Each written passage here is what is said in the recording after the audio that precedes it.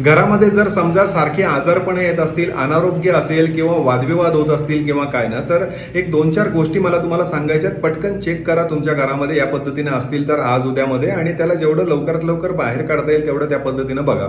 काय करायचं आहे माहिती आहे का, की घरामध्ये जी बंद पडलेली इक्विपमेंट असतात ना, इलेक्ट्रॉनिक इक्विपमेंट्स, म्हणजे घड्याळ असेल, इस्त्री असेल किंवा एखादं काय जे काही हीटर असेल किंवा काय, जर बंद पडलेली कुठली गोष्ट असेल ना, तर त्याला जेवढं लवकरात लवकर बाहेर काढता येईल तेवढं बघायचं. दुसरी गोष्ट, न वापरात असलेल्या चपला घरामध्ये काही लोक ठेवतात पिशवीमध्ये वगैरे किंवा काय, की नंतर कधी, पण नाही, जर अजिबात वापरणार नसाल तर त्याला बाहेर काढलेलं कधीही चांगलं.